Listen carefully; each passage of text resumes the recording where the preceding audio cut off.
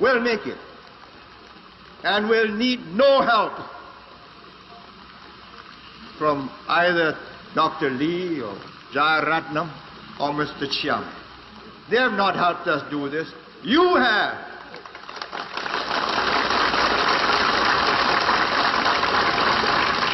I tell you what you have to do. You've got to get this young team. You got to know them, they got to know you, and you got to gel and build on what we have built. All this will just go down. Your property will be worthless. You take away the stability, the regular cleansing, the tip-top servicing, water, lights, sanitation. We are the only city in the world where there's city cleansing, garbage removal every day in 365 days of the year. That's quite an achievement. And we got to keep it that way, or your green city and clean cities will smell, will stink. How do we make the next stage? And I say it's going to be more difficult. When we started, we had a hungry population. Now it isn't. Second, the next jump is a qualitative transformation. It's no longer just getting jobs. It's training people for highly skilled operations in which you use more technicians, more engineers than skilled workers, and more skilled workers than unskilled workers. So you move up.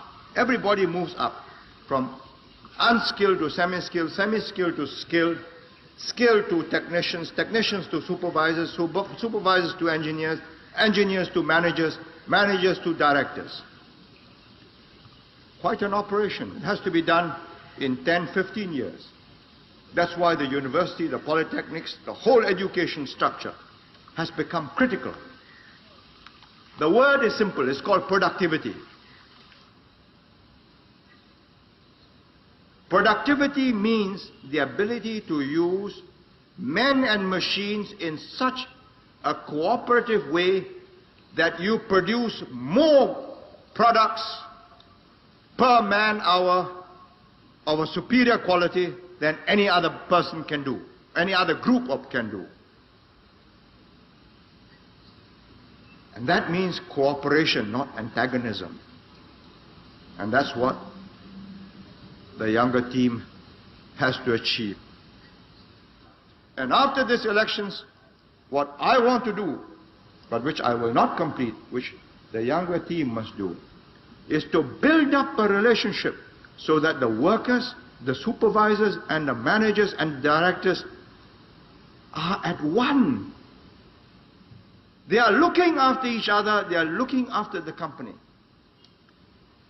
I'll be too old by the 1990s, even by the late 80s, to want to go down to the factory floor and see for myself and get things right.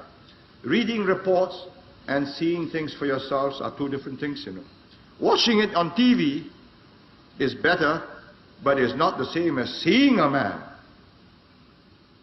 I can tell you that when I met the SIA pilots, I didn't meet them on TV, I met them face to face. So 5 feet across the table so they can see me and see whether I'm still vigorous, able to campaign and take them on, whether it's worth taking me on. And I offered them two choices. Either you argue, you stop this intimidation, which is what it was, bringing SIA right down, disrupting services, ruining its reputation, millions of dollars worth of advertisements and sales ruined within a matter of 2 weeks. I gave them a choice. Continue this, and I will by every means at my disposal, teach you and get the people of Singapore, help me teach you a lesson you won't forget. And I'm prepared to start all over again. Or stop it. Get back to work, restore discipline, then argue your case. Took them 65 minutes. And they decided, okay, it isn't worth the fight. Why? Because they know they'll lose. They know that I'm prepared to ground the airline. They know that I can get the airline going again without them.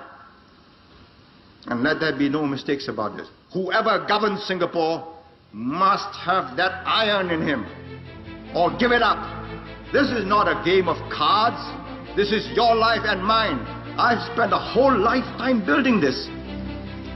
And as long as I'm in charge, nobody's going to knock it down.